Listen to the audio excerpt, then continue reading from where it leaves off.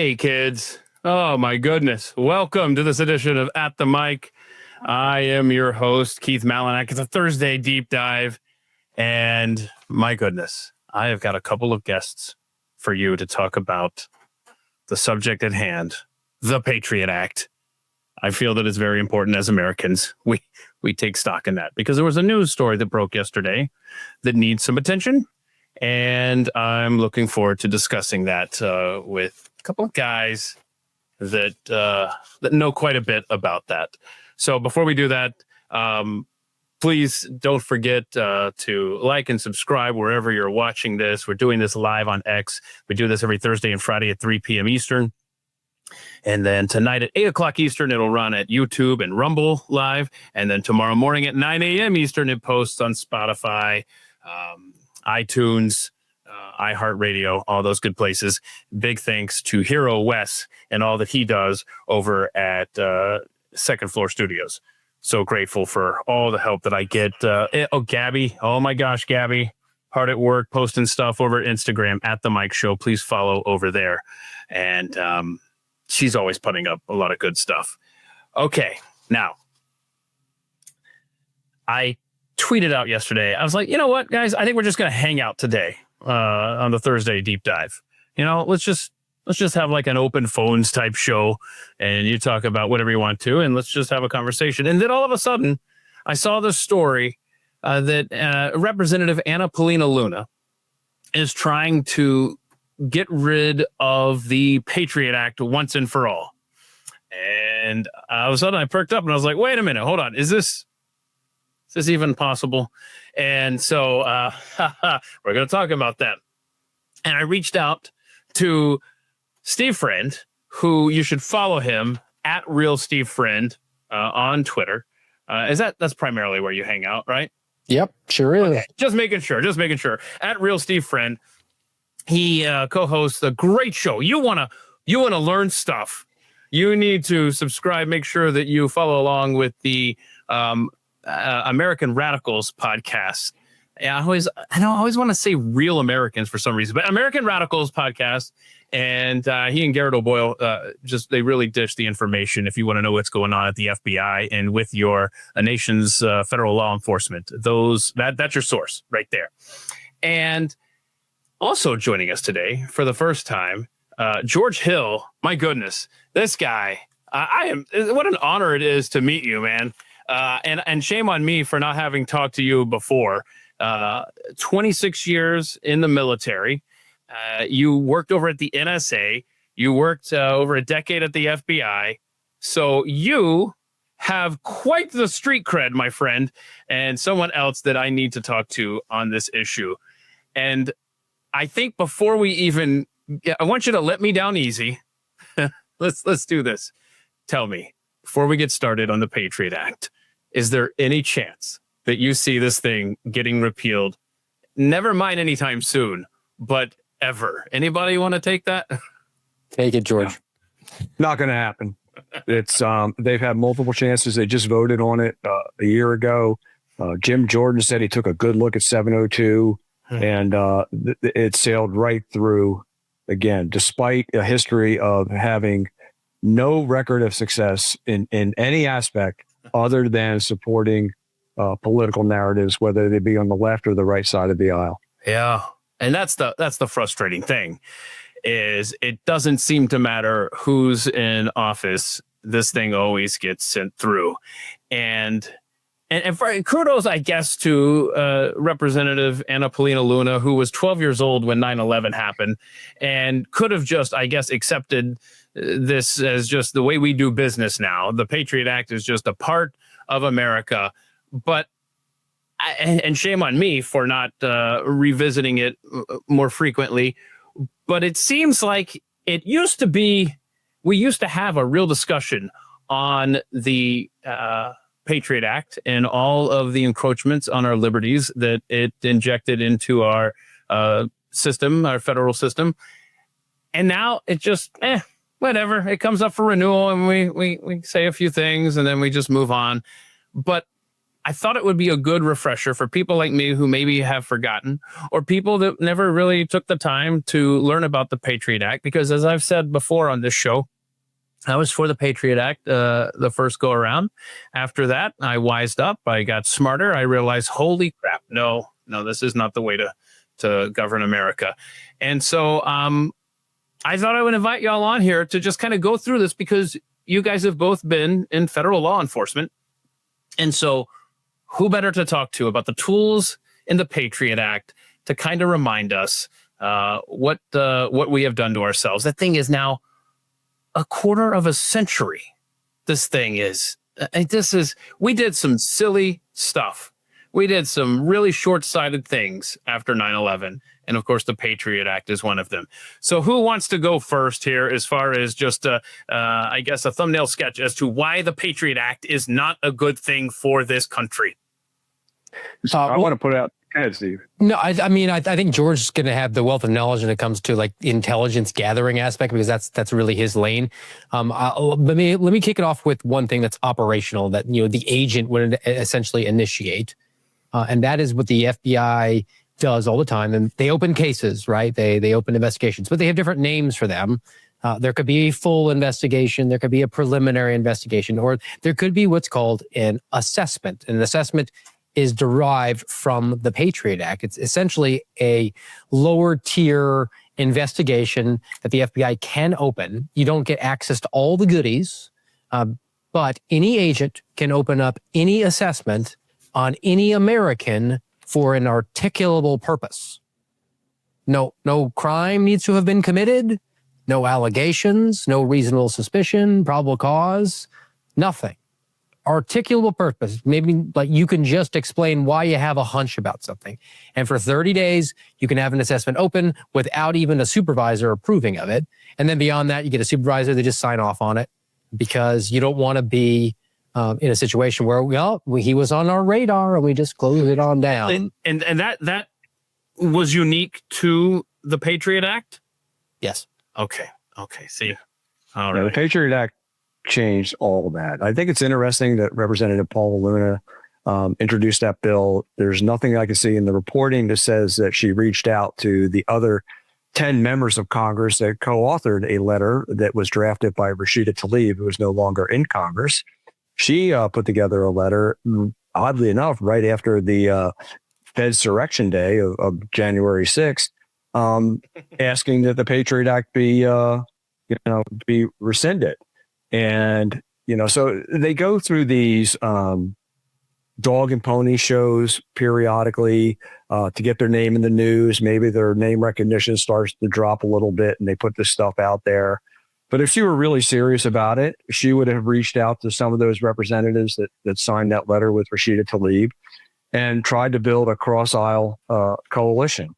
But she's not going to get anywhere. People like Jim Jordan and others, Chuck Grassley on the Senate side, are going to shut her down immediately. It's never going to be repealed, but it actually gets worse, because the Patriot Act has been used to. What Steve was talking about, writing assessments. So if you are an FBI analyst, which are the predominant abusers of the Patriot Act, it's not the National Security Agency. They're the collector. It's the FBI analyst who's on the operational end of it. And you can just go and peruse the FBI databases, which Barack Obama opened up at the end, literally within the last few days of his administration, changing Executive Order 12333. And you can, as an analyst, just go through the NSA databases and look for the criteria that's articulated in the Patriot Act. Website browsing, social media history. You can look at listen to people's voicemails. All that stuff gets hoovered up, and without any predication, any case being opened, and you can start to look at people based solely on their behaviors, which then also gave us the Quiet Skies program, which uses the same criteria of just looking at people's behaviors for closer scrutiny. So this is the police state on steroids that's not going to change. But wait, it gets worse. Artificial intelligence is going to take the analyst out of that process of perusing and data mining these databases that are people can't even begin to comprehend the size of them, and it's going to scour those databases and it's going to build its own profiles on people. So the Patriot Act, the change in 702, and the changes that Barack Obama made to 12333 with artificial intelligence really starting to replace analysts, I would think within the next 3 to 5 years, replace human beings. We're looking at a level of police state that Hollywood hasn't even touched. I tell you what, George, what were the years that you were at the NSA, if I may ask? Sure. So I joined the NSA on June 6th of 2005. It's easy for me to remember. It's D-Day. By that time, I had finished 3 deployments post 9/11, and was recruited by the National Security Agency. And things were very different then. I too, and I'm going to be always candid. Call balls and strikes, and I think Steve can back me up on that. When the Patriot Act first came out, I thought it was a pretty good idea. I misjudged human behavior, and I take full responsibility for that. It didn't take me long to come around. But when I was at the National Security Agency, the databases were the holy of holies. To get access to those databases obviously required need to know, higher levels of clearance beyond top secret, so compartmentalized levels of clearance. And you didn't keep those forever. And that changed. That was changing by the time I left in 2010. Okay. So I don't want to put you on the spot with this, but it sounds like you were gone before Edward Snowden leaked what was happening there with the NSA and all the collection there. I am curious, though, in the context of this conversation, what you, and then I'll ask you, Steve, as well. What are your thoughts on Edward Snowden and what he did? And is what he revealed, this is what made me think of him, George, when you said AI is going to make the surveillance state a catapult here. I wonder, so I have 2 questions. Your thoughts on Edward Snowden and what he revealed. Compare the capabilities that the government had, 13 years ago now, compared to what you're foreshadowing here with AI. When Edward Snowden, when that story first broke, I was horrified. And I think if given an opportunity, I would have gutted him and left a pile of guts on the floor where he stood. That's really how strongly I felt. Mm-hmm. And then he did, I think it was so long that it ran 2 episodes. He did an interview with Joe Rogan that completely changed my mind. Mm. And I'm glad he did what he did. I think it took an extreme measure, that he had to go the route that he did. It's unfortunate that he had to do it. And the issue, Keith, and your audience is not so much the collection capability, because it still exists. The issue is, what do you do with all that data? And right now we're using human beings to make use of it. And that's going to change in a few years. Mm-hmm. Now I'm kind of on par with where George is vibing on that, and it was a lot of, I think my opinions were derived from how he was portrayed in media, which was still rah, Team America, and how dare you do this to us, and the damage that you've inflicted now on our ability to collect intelligence. Well, I mean, he exposed PRISM. They have other things that are exactly the same, just as capable. So I don't think that that's one exposure brought down the intelligence collection apparatus of the United States of America by any stretch of the imagination. And then also, he ran to Russia, which, as we saw with the problems with Ukraine and Russia, like that still pulls on Americans' heartstrings. Like there are still a sizable chunk of Americans who exist in a Rocky IV life where they still think that the wall is up and that Ivan Drago is more than a man, he's a machine. And that's a really convenient crutch for people in power to lean on, because all they have to say is Russia, Russia, Russia. Okay. Yeah, that's Man, so true. Okay. I told you at the onset, shame on me for not knowing, or in some cases forgot, some cases didn't even know, was oblivious to all of the levers of control that are available to the federal government through the Patriot Act. So, full disclosure, I asked Grok before we sat down here today. I said, what are some libertarian and constitutionalist objections that people might have toward the Patriot Act? And I'm going to stop on each bullet point and let you gentlemen kind of discuss among yourselves here. But it talks about, obviously, the bulk data collection in Section 215. And just remind people what this does, this section, and what it allows. And buckle up, gentlemen, because there's a lot of bullet points here, and I hope you block some time to discuss this stuff. But let's start with the bulk data collection that everybody talks about, the Section 215 stuff. Who wants to go first? George? Yeah, take it, George. That's what we were talking about earlier. Hoovering up everything. Yeah. Everything that you do electronically is now available without predication and without an order from a judge, to include FISA. So it's all just sitting out there. And the reason our collection has not been hampered post Edward Snowden is because essentially we built the world's communications network. So we sit atop of everything. It all has to pass through us. So all that information is out there. And where it really made a big difference is with FinCEN, Financial Intelligence Center, where you're hoovering up all of the financial transactions that are taking place out there under the guise of fighting terrorism. Well, Islamic terrorists don't use the international banking system. They use an ancient thing called the Hawaladar. And you're not going to find any of those nefarious activities for Islamic extremism, which was the basis for, the Patriot Act.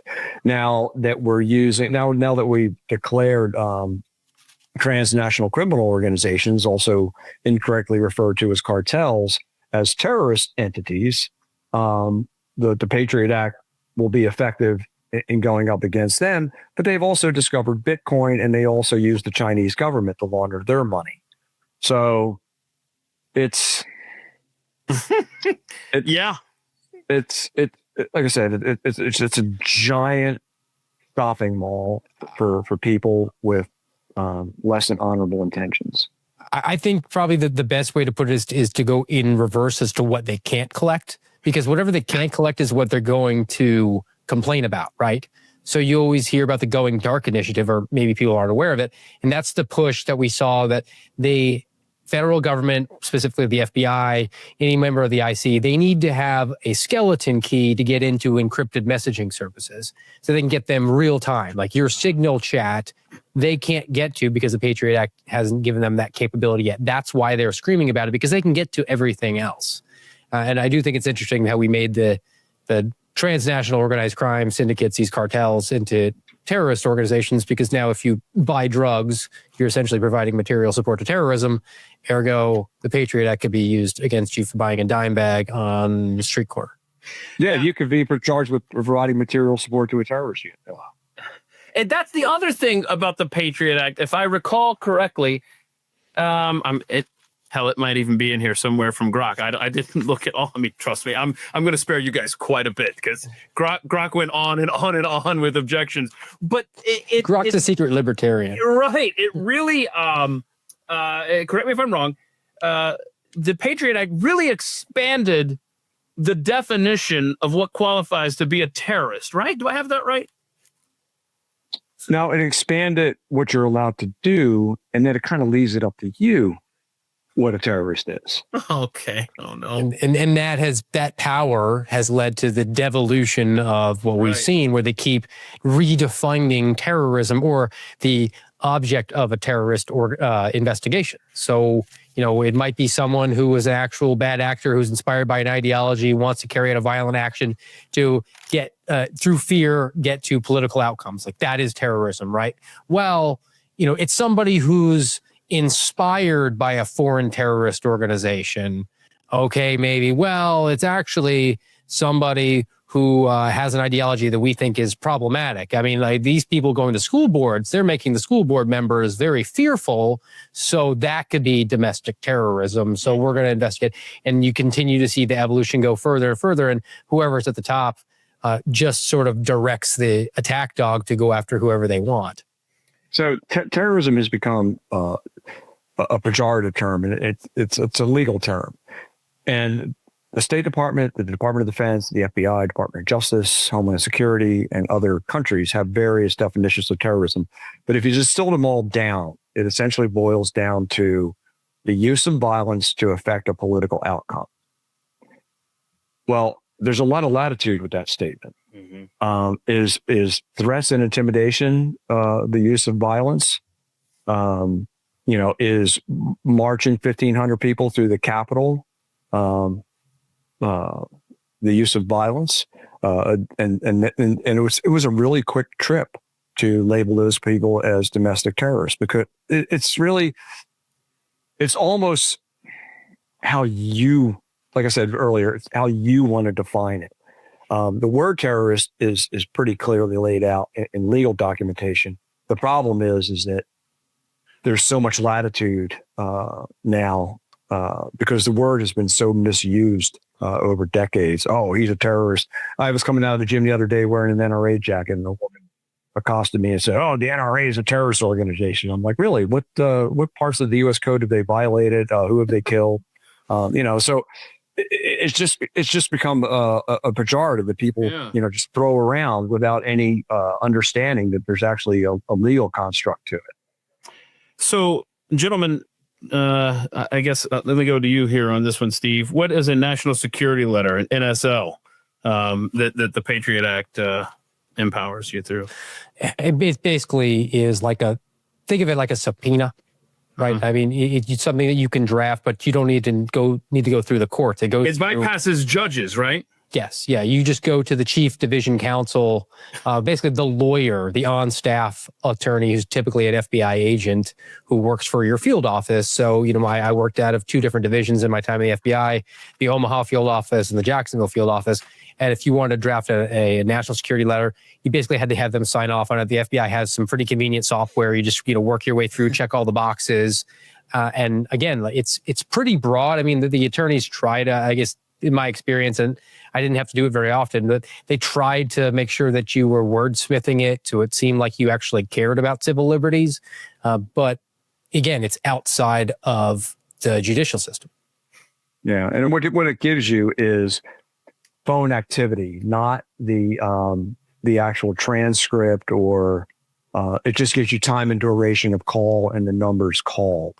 So from there, you're pretty much off to the races. Now you can start to do deep dives on those phone numbers. And refresh my memory. I try to search my memory banks because I've been in talk radio forever. And I feel like there was a time where we were discussing once we had realized, oh my gosh, what power have we given the federal government?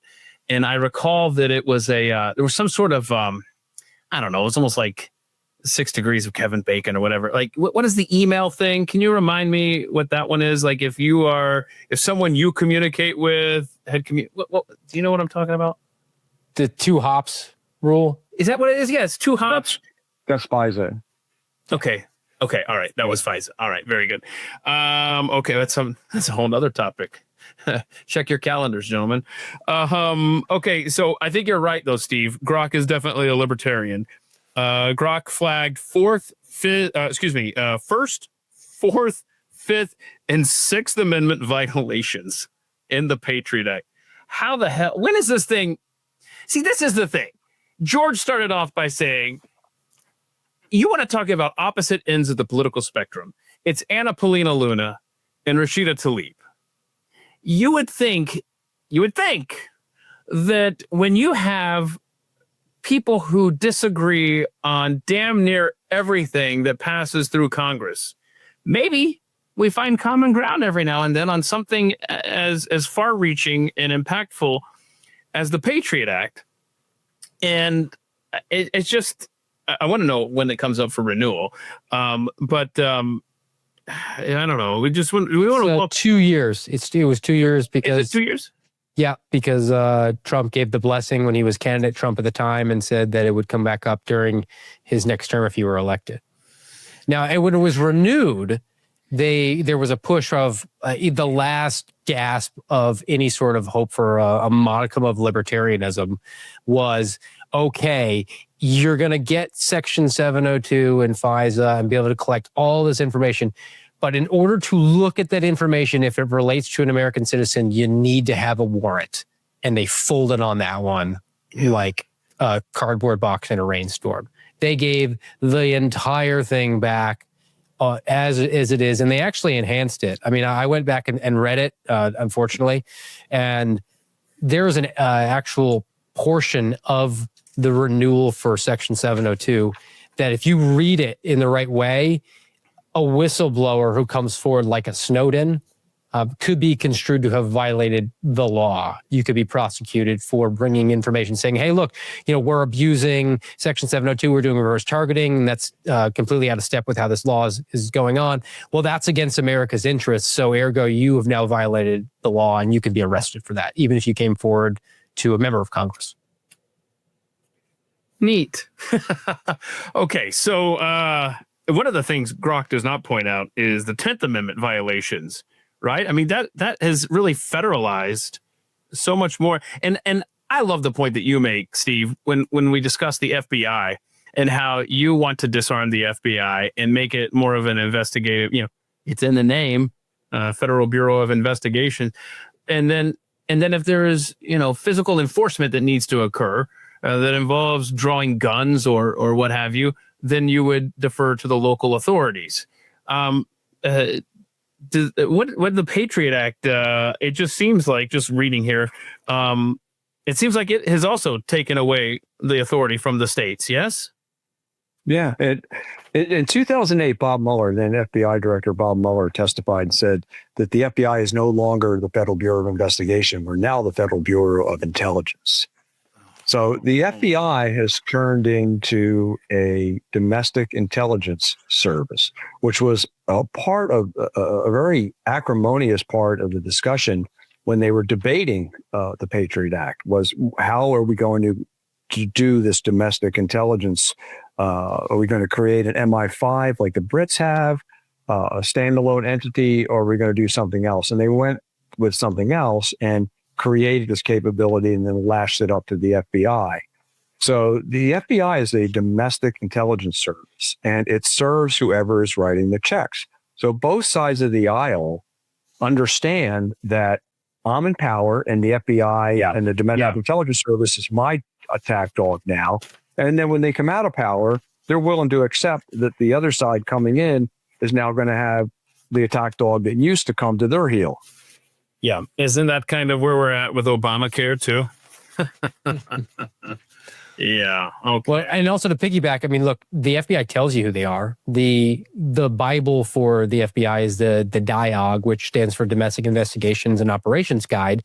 And that basically tells you how to do investigations if you work at the FBI and how everything is supposed to work. Like there's a rule book there. And basically on page 1, where they lay out their mission statement and they say, like, who are we? Why do we exist? The first thing they say is to collect intelligence. And number 2 is to investigate violations of federal law. Well, this is fun. Aren't you glad you called? Yeah. No, I needed this education. Okay, let's. You mentioned the warrants. I mean, that's been bypassed. Oh my gosh, look at Grok quoting Benjamin Franklin. Those who would give up essential liberty to purchase a little temporary safety deserve neither. I mean, is that not the That's Patriot Act? 12th, 2001. Yes, Exactly. that is exactly what that is. Okay. So let's see here. What else do we want to touch on? Like if a regular average American citizen like me reaches out and says, hey guys, let's talk about any concerns that you have with the Patriot Act. I want to know. Well, before I do that, let me go back. Think about you guys and your role at the FBI. I'll come back to that question I was setting up. Think of your role in the FBI. was there part of you that said, I don't know, man, this actually makes my job easier. I kind of like what this thing, or was the entire time during your career and your time at the FBI where you're like, that seems like a moral dilemma. Like you don't want to violate the Constitution, but boy, you got the tools there.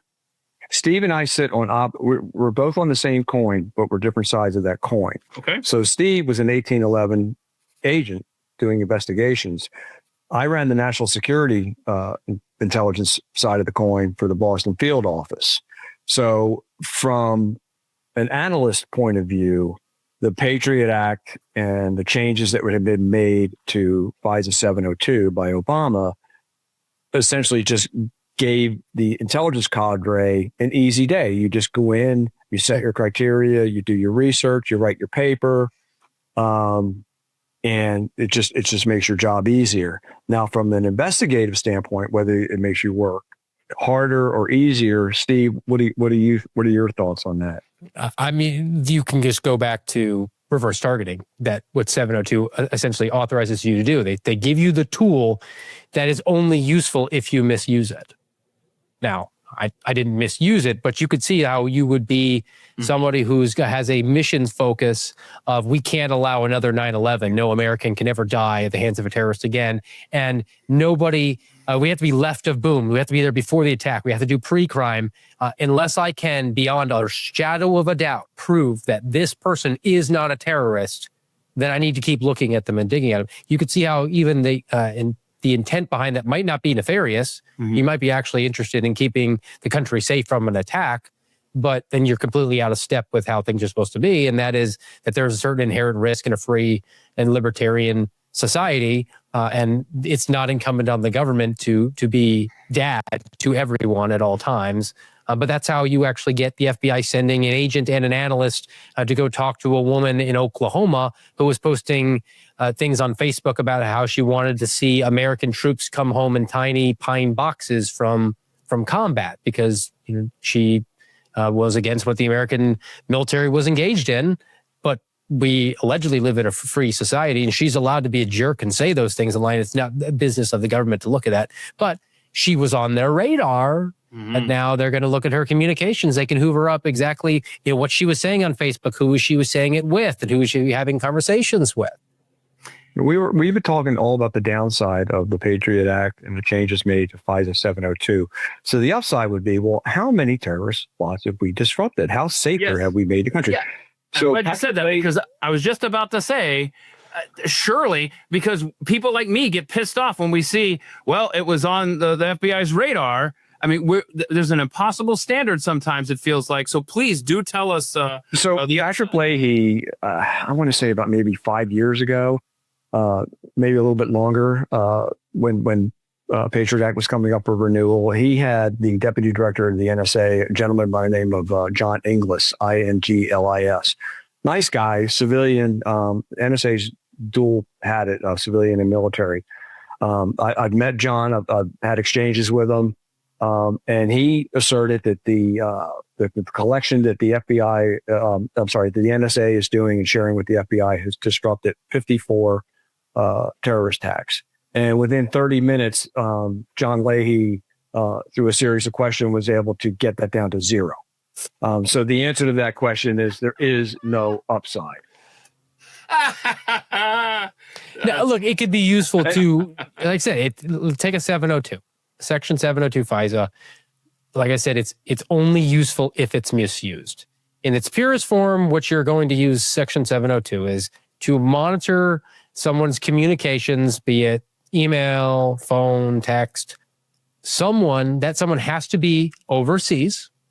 They have to be a principal or a representative of a foreign government, not an American. Okay. And you can only monitor them when they're overseas engaging in that, right? But that's not really useful to you if you're a criminal investigator and you want to put bad guys in jail that are grabbable. Like, I mean, if I know what a bad guy is talking about in Iran and he works for the Iranian government, like, I can't put handcuffs on him. But 702 will give me who he's talking to and if they're in America. And now I know their identity, and I'm not supposed to do that, but then I could. And then another element of it is that the way the FBI has written things like Appendix G in the Domestic Investigations Operations Guide is you can open up a full scope counterintelligence investigation on any person if they have contact with someone who is overseas, a foreign actor. Okay, because the concern is, Keith, you are being targeted for recruitment by a foreign nation to become an asset for them to become a spy, right? Mm-hmm. And we want to look at you and just make sure you're aware. You could be getting targeted. You're the victim here. We're looking at you as a victim, but because you're the victim of a case or the subject of a case, doesn't matter. Now we have the ability to look at everything that Keith is doing here. So now you can see how you combine them of you've identified someone overseas who happens to be talking to Keith, and now Keith is the victim, allegedly, of this full counterintelligence investigation where we can look at Keith, and we can look at Keith's bank accounts. We can look at all of your communications now because we're really concerned that you're going to be recruited to go and give sensitive information over to Russia, who is allegedly recruiting you. And the final note is, the communication can be one way, like you got a spam email and deleted it and never read it and don't actually have an ongoing dialogue with somebody from Russia. But that's all we needed. And now we have this open case, and we want to say that Keith was on our radar all this time. We better find some. Okay, so we can two hop you after that. So we can whoever Keith's talking to, and then whoever they're talking to. Oh, and so it's unlimited, and this is collection all under the Patriot Act. Yes. Well, FISA existed before the Patriot Act, but yes, they go together. And Steve, as you were using me as an example, you don't need to come up with a hypothetical. I believe you made this same case when Kash Patel was in the running for the nomination to be FBI director. All of a sudden, there was a news story that fill in the blanks here. The FBI was saying, "Hey, he's being targeted by Iranians." What was? Because I believe you explained how that came to be. Right? It meant that they had identified him as somebody who was possibly being targeted by a foreign actor, and as a result, they have a full counterintelligence investigation open on Kash Patel, which means that they could look at everything about him and then maybe find a crime, and you never know, like leak it over to somebody, on the Democrat side in order to have some information to impeach him and stop his nomination from happening. And here's another thing that we haven't even thrown out there: the United States has allies. The intelligence community has counterparts in other countries. There's nothing stopping them from calling one of their counterparts and being like, "Hey, can you get somebody who's one of your assets that you're running to just email Keith?" Wow, so true, man. God. Well, okay, so this actually nicely ties it back to the question I started to ask. The average American citizen who hears you guys spilling all of this information and educating us on what is in this behemoth law, it's so unconstitutional. That actually, hold on, that's going to be my next question, so stand by. But what would you tell the average American? Trying to think of how to word this. It's like, what do you do? Because you clearly, you're being surveilled. Every American. Convince me that not every American is under some sort of surveillance, or at least should operate under the assumption that they are, based on how loose these connections can be. So let's tighten down the definition of surveillance. Every American is being collected on. Now, whether someone is being actively surveilled, okay, very, very small, almost immeasurable number. Okay, but as I like to say, I use the prison terminology. Anybody can get got. Mm-hmm. So at any point in time, any three of us, should somebody in the federal government grow tired of Steve Friend or George Hill, we could be finished within 24 hours. Is that fair, Steve? Yes, I think so. I mean, like the only solace you can take is that the number of people working for the federal government is relatively small compared to the overall population. So, you just in the herd, and maybe you just elude the scrutiny that they happen to do. But it's also a chilling effect, right? Like, who are they going to go after? Well, people who are loud and maybe outspoken and saying things that are out of step with what the regime's preferred narratives are. So if you're saying something that could range from, hey, like, we shouldn't be droning American citizens overseas to, I think it might be an infringement of my liberties to make me have a face diaper in order to fly, like, whatever it is, you could be then on the radar of somebody who's just going to look at you. I have an articulable purpose. You're saying things that are kind of make me come to the conclusion that you might believe that the United States government has a overreach problem, which makes you an anti-government, anti-authority, violent extremist, domestic terrorist. So, which has a threat tag and sentinel. Yes. And we're going to open up an assessment, and then we'll just dig, and we find something, and then we're off to the races. And I mean, the book Harvey Silverglate wrote, 3 felonies a day.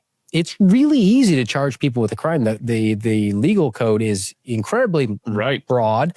And now we have an activist sensibilities within the United States Attorney's offices where they want new and novel ways of interpreting the laws as they're on the books, because, you didn't break the law, but, we kind of maybe can wordsmith it in the way that we can say you actually did fall afoul of the law. Like, you didn't shred documents involving a tax case, but you walked through the Capitol. So same difference.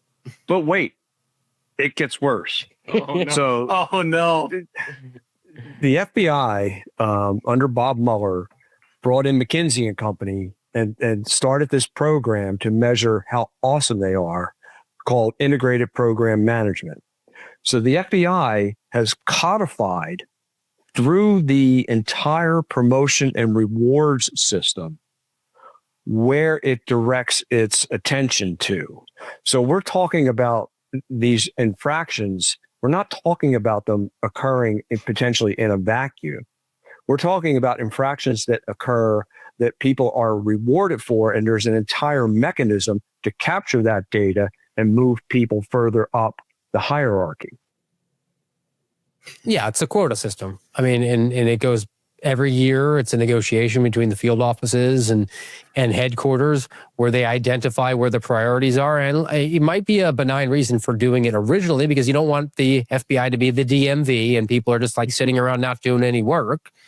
But then once you incentivize and say, like, we need to have a certain number of cases or intelligence products or tools used, well, ask for and you shall receive, particularly if there's a financial incentive attached to it or the ability to promote by hitting these numbers, and then that's what you will get. And talk to us about this indefinite detention. This is a Section 412's provision, detaining suspects without charges. How seriously? Indefinite detention under that? Yeah, I can't think of any case where that's been done. Okay. I'm not defending it, but that would be, talk about a bridge too far. But I think that's the scary music that the Democrats like to play when they talk about illegal aliens, which don't fall under due process criteria anyway, because immigration doesn't fall under federal code from a law standpoint.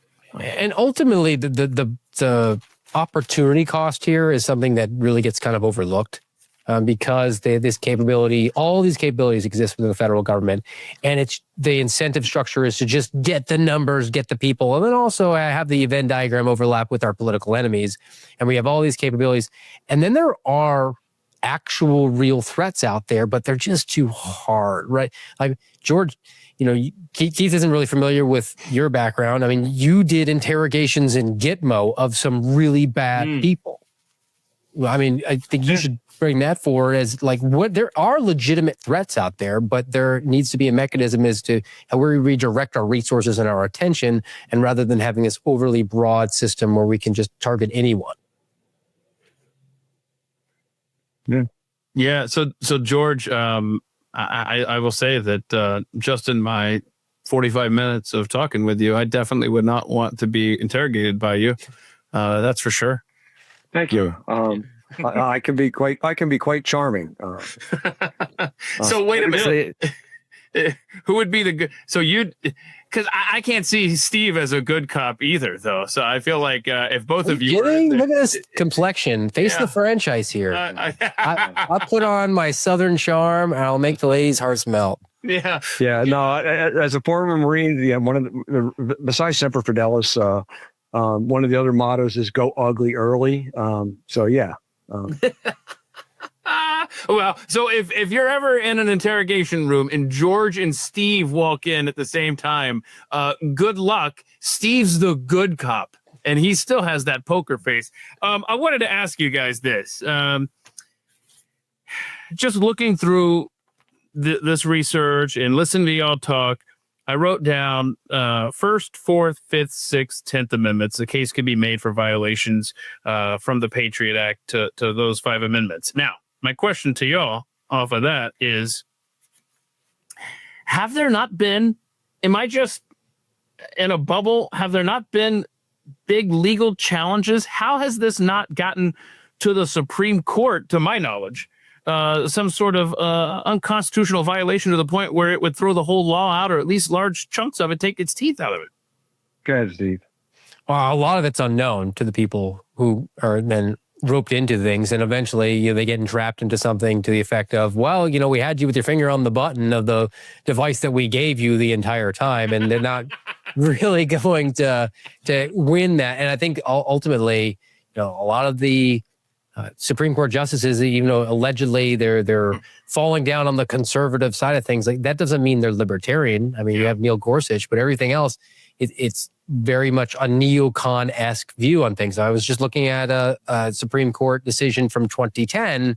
The name of it eludes me at the moment, but it effectively said, and the Supreme Court justices ruled in this case, and Antonin Scalia was on the majority side, that making a case a promotion for a foreign terrorist organization. So, like, speaking out at the mic, Keith gets up there and says, I think that ISIS is actually a really good thing.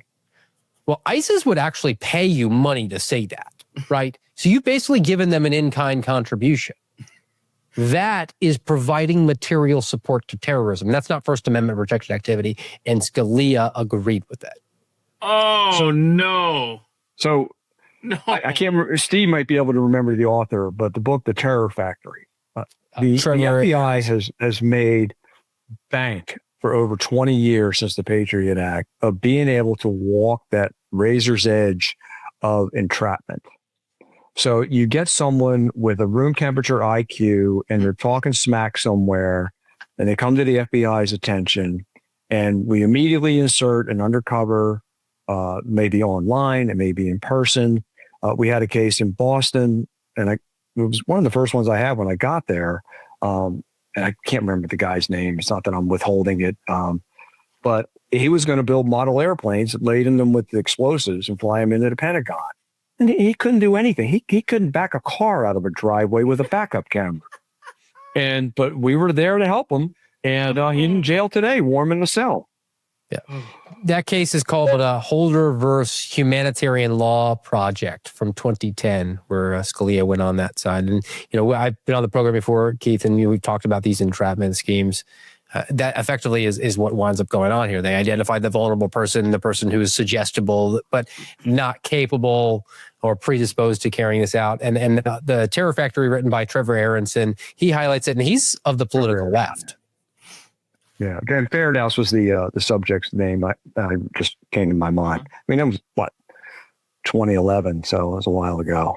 So, Steve, you kind of I was scratching down all the names of the 9 justices here, and you kind of popped the bubble there before I had a chance to even play this hypothetical. I wanted to ask you guys, let's just have fun. Let's just do this exercise, and then we'll move along here. But when you said Scalia, coming down on the side of the Patriot Act, effectively, that really ruined my whole hypothetical here. But let's just say the Patriot Act came in front of the court today, and I know the nuances of the case here. It's impossible to to do this, but let's just try anyway. Okay. On their best pro-liberty day, who might vote to defeat the Patriot Act? I'm just going to go through the names here. We could get Samuel Alito, right? I mean, he would maybe. Yes. It depends on who the subject is. Okay. Oh, no. Are they intersectional? I thought justice was blind. Okay, so we're gonna say Sam Alito. All right. Clarence Thomas, you can see him, right? Yeah. Okay. Yeah. All right. No. Probably the only one. Yeah. Okay. So we got 2 votes. You mentioned Neil Gorsuch there. I think you get Gorsuch. Oh, George disagrees. No way. No? He's a squish. Way. Okay. You know what, George? I'm pretending I didn't hear that. Steve said yes. So we have 3. Okay, let's just all right. Now, don't laugh at me, but Elena Kagan has some libertarian tendencies. They've popped up here and there, because it's Republican Supreme Court votes that you always see siding with the left and the liberal justices. And I can no longer say never do you see a Democrat. It's very, very rarely that you see a Democrat nominee side with the more conservative justices. And I've seen Elena Kagan do that multiple times. And so now I ask, when it comes to the Patriot Act, gentlemen, is it going to be, depends on who the defendant is? 100%. What? Yeah, I think if there's a good case, I think she would. Okay, if it's a Tren de Aragua member, you got her. Yeah. You know what? I don't care who's in front of the court. If it gets rid of the Patriot Act, so help me, get that case in front of them. All right, so we're up to 4 possibles here. Okay, guys? This is where it gets sticky. Who's our 5th vote? Can we go ahead and say that Sotomayor is not going to vote to get rid of the Patriot Act? Yeah? No, it depends on what a woman is. I don't know. Mm-hmm. That's Ketanji Brown Jackson, right? I'll tell you. Yeah, we're not going to get her either. Yeah. You want to talk about squish. We're not going to get Justice Roberts. Okay. So, all right. So now we're down. We got to get one of the other 2 here. Coney Barrett, she has proven pathetic. Disappointing. Yeah. And so, Brett Kavanaugh. No. Where would he? No. George? And institutionalists, and they've effectively co-opted Amy Barrett. I say Amy Barrett and I say Ketanji Jackson because the patriarchy always wins. And hyphenating your name means that you're using your father's surname and your husband's surname because the patriarchy always wins. So, when you boil it all down, these people all pull down a government paycheck. Yeah. And the Patriot Act and the Domestic Intelligence Service, formerly known as the FBI, protect the government. They don't protect the people. So at the end of the day, they're all going to vote to keep it.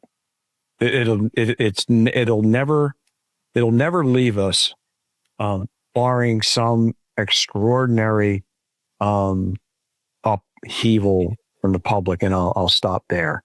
I think in light of George's comments, I'm inclined to think that it actually might get 9-0 so that they could say that a bipartisan worldview on the Supreme Court said, no, we need this Patriot Act. There would be tremendous pressure to get to 9-0. But I got it to 5-4. Come on, let me have my fantasy. We still lost, but it was 5-4. But I think you guys are right. I think, Steve, yes, it's either going to be 8-1, Clarence Thomas, or 9-0. And my goodness. And Clarence Thomas, please. Your only hope would be it would be a Eskimo little person member of MS-13. That's right. Who's actually bringing the case. We got to find that. I mean, that's all we have to do. We have to find an Eskimo midget MS-13 gang member to bring before the court. Trans. Trans Eskimo. I thought almost went without saying, but yeah. Yeah. And that's how we defeat the Patriot Act once and for all. Okay, gentlemen, I've really appreciated your thoughts on this today. Just to kind of, it's been 24 years since 9/11 and all of the fun stuff that we did in the wake of that seemed, boy, it felt good at the time. and boy, it's like the hangover now, and the freedom once lost, it ain't coming back. Are there any other thoughts about whether it's the Patriot Act, whether it's FISA, anything that you would like to convey knowledge-wise to the American public about how their rights are infringed by the very laws that are supposedly there to protect us? You want to go, Steve? Beauty before age. Oh, sure. Look, I mean, I've said it before. I'd say it again. I think any member of Congress, the Senate, a president who advocates on behalf of this is advocating diametrically opposed to your constitutional liberties. And I won't hesitate to call. I don't care if there's a D or an R next to their name. They're a communist. You're effectively assigning a tremendous authority and power to a government that's a photo negative 180 degrees opposed to what our view is of having a alleged land of the free.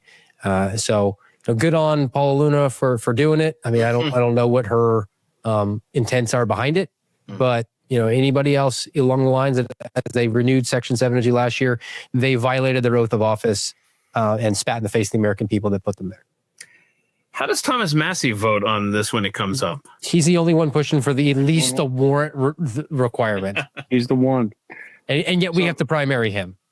Yeah, our country has grown increasingly risk adverse over the last few decades. I think 9/11 kind of made that perfectly clear that we are a risk adverse society by and large. We want government to protect us. Obviously, I'm not speaking for everyone. I'm speaking in generalities. And without going into detail, because that would be a whole nother couple of shows, but the national security environment is deteriorating on a minute-by-minute basis. We're probably going to get kicked in the groin here really soon, really hard, and it's just going to solidify people's call for more government, less freedom. Yeah. I hate to say it, but I think you're right in your prediction, and what else is there to say to that, right? God bless you both. Before I go, though, Steve, thank you so much for introducing me to your friend Dan Agan. And did I pronounce his last name right? Yes.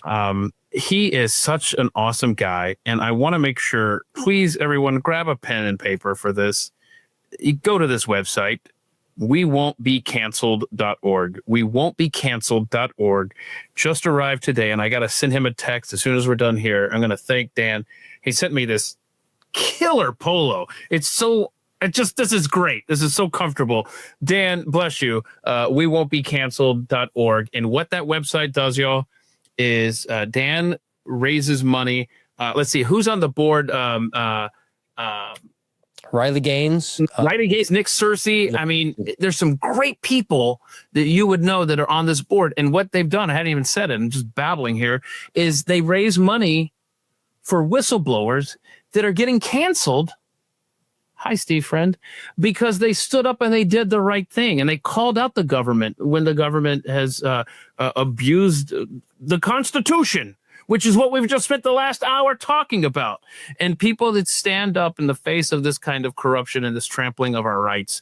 Dan has that group, wewon'tbecancelled.org, where they raise money because once you get canceled and once you lose your job, it's tough to pay the bills and it's tough to take care of your kids and keep a roof over their heads. And so, and food on the table. And that's where people like Dan Agan step in, taking donations and then giving them to these whistleblowers and their families that are much needed. Gentlemen, any last thoughts? I appreciate your time and for enlightening us on so much today on this Patriot Act stuff. Thanks for having me. Yes, Appreciate the time as always, Keith. Absolutely, gentlemen. Okay, everybody, we'll be back at 3 p.m. Eastern tomorrow. We'll have some fun. Rebecca will be here. We'll watch animal videos and have a good time. At themikeshow.com, Wes will get everything up over there. I'm so grateful for him and his help as well. Thank y'all for tuning in. Enjoy the rest of your day, and we'll see y'all tomorrow. Bye-bye.